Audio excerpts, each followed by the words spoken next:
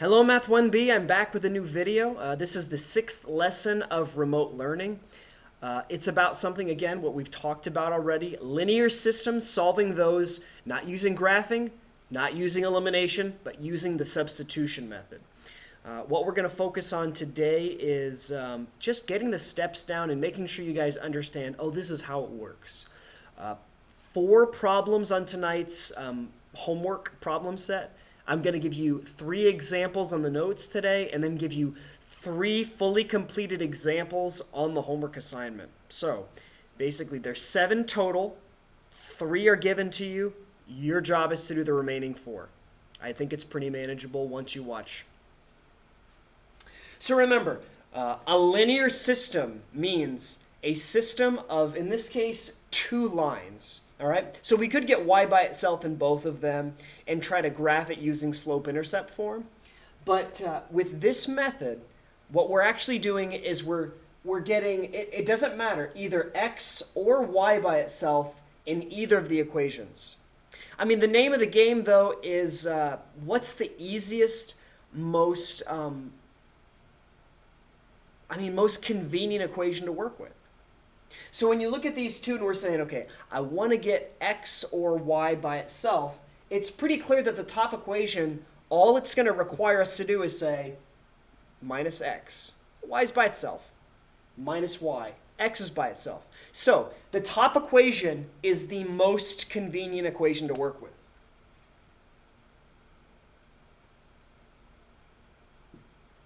So this is step 1.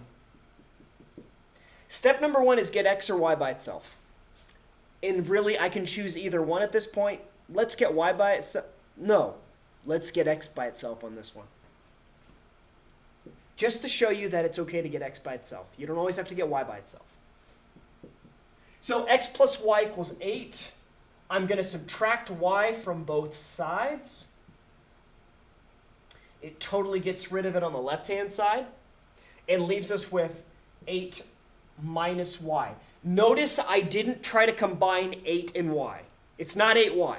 It's 8 minus y. The two don't come together. I also like to put parentheses around this because it's a nice visual cue to say, hey, wherever there's an x in the other equation now, I'm just going to block off parentheses and put whatever x equals in that equation.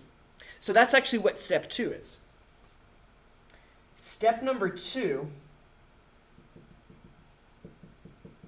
is we take the second equation, 2x minus y equals 6, and we say, all right, if this equals x, I can replace it, the whole thing, the whole x, with 8 minus y. I'll even do this in a different color so it stands out. I don't know how much it stands out to you guys, but there it is. Now, what we've basically done is we have liberated this equation of one of its variables. We basically made it free enough to where we can get x or y by itself. In this case, it's going to be y. We use the distributive property to get rid of parentheses. So 2 times 8, that's 16. 2 times negative y, that's negative 2y. I'm actually going to put a minus 1y in front of this one just so we recognize that there's a numerical value to that. So minus 1y, and then that equals 6.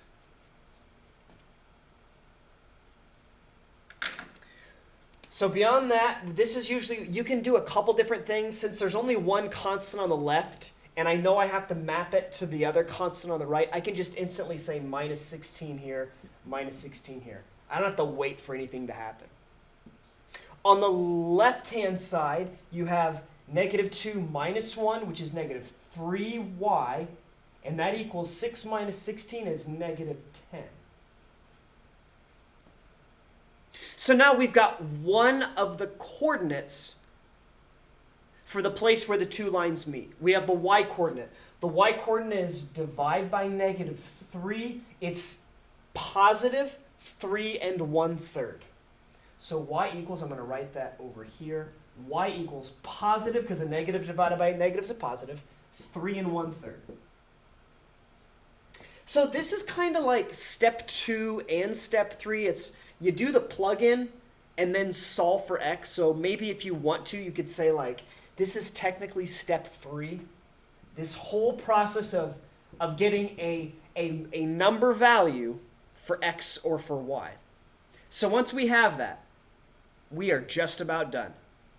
Okay?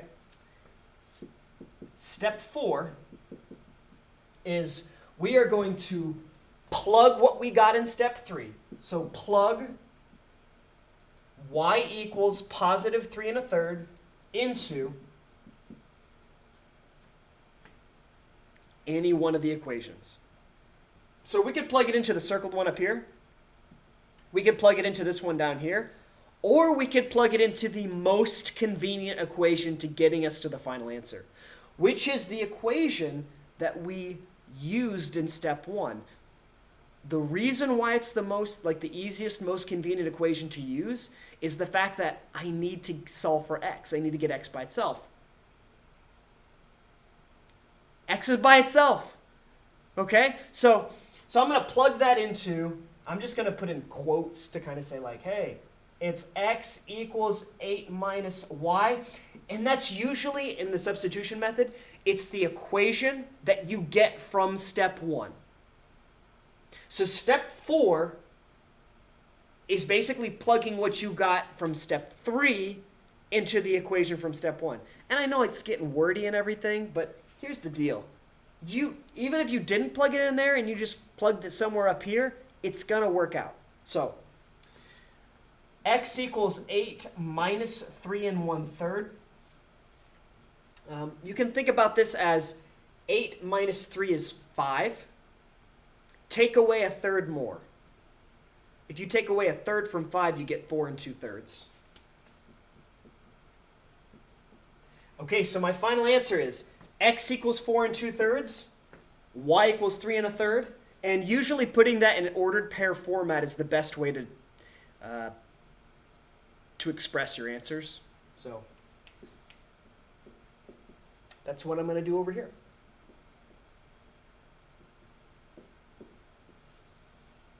Now, I don't think you're going to encounter too many like that on the homework. You had 2 mixed numbers there. That's kind of a weighty thing. I don't think you'll see that too often. Let's try the next example.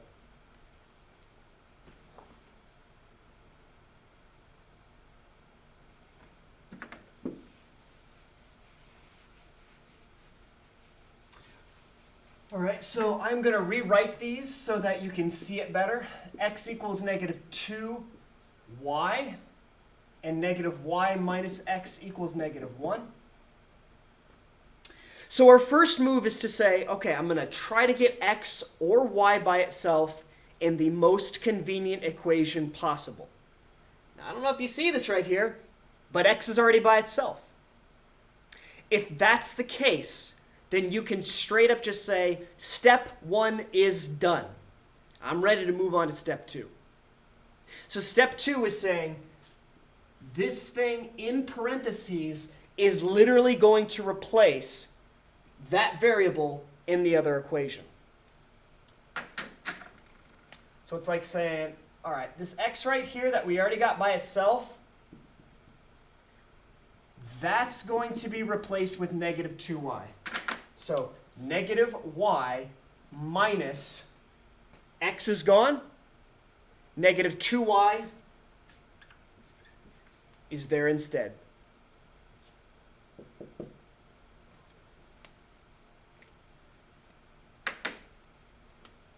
Now, when you're subtracting an opposite, just remember that that turns into a plus. And that this negative y is actually like a negative 1y. So now we can compare the numbers. Negative 1 plus 2 is 1. And that equals negative 1. Now, technically, we can just say y equals negative 1. But I know some of you will want to divide by the number in front of y no matter what. So I can do that. Anything divided by 1, though, is itself. So negative 1 divided by 1, still negative 1. All right, so that was kind of like step 1 was done for us. Here was step 2, putting that in there. And you might have noticed that I didn't put the parentheses here. It really, you should make a habit of putting those parentheses around there so you don't make distribution mistakes. But and this was kind of like step 3. Step 3 was solving it for that variable. All right, you know what to do next? Step 4? Okay, so the most convenient equation, if we found y, we need to get x. Well, x is by itself already up there. So I'm going to take the negative 1 equals y and plug it into x equals negative 2y.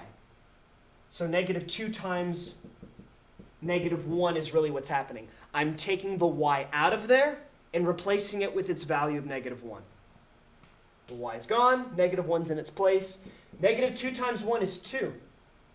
X equals 2, y equals negative 1. The appropriate way of expressing your final answer is 2 comma negative 1. And keep in mind, this is the point where these two lines graphed will intersect. All right, we got time for one more.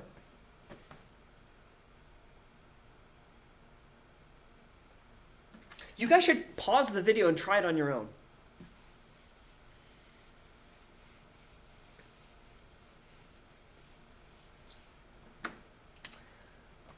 All right, so everyone's paused the video. Everybody's tried it on their own.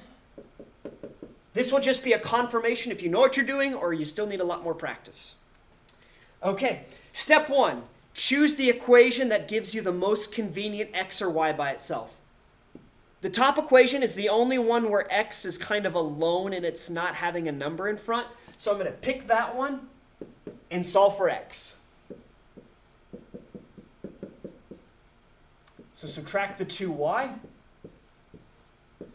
X equals 10 minus 2y. Don't combine them. They're not like terms.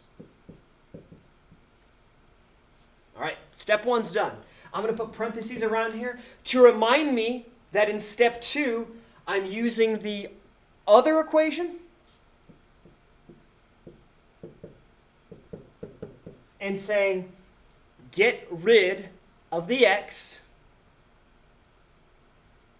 and plug in 10 minus 2y.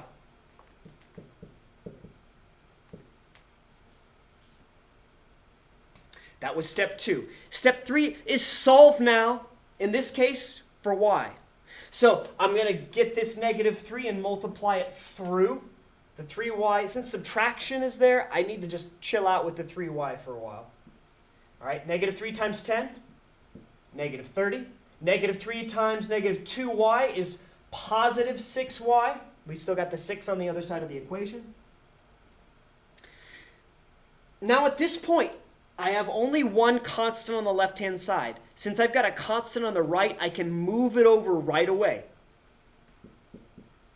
So I have to do the opposite operation. I got to add 30 to both sides. And that creates a clearing so that the 3y and the 6y are now side by side. 3y plus 6y, 9y. 6 plus 30 is 36. Now all I got to do is divide both sides by 9. 36 divided by 9, that's 4. So over here, y equals 4. Our fourth step is now use the equation that's most convenient now to get x. And it's always the equation that's gotten out of step 1. So I'm going to plug y equals 4 into 10 minus 2y. X equals 10 minus 2 times 4 now. So that's what happened here. So x is equal to 10 minus 8, which is 2. So my final answer, 2, 4. All right, hopefully you guys found that video helpful. I will search the internet and try to find another alternate video, maybe where they explain it just a little bit differently or just another one that looks the same. All right, guys, have fun with it.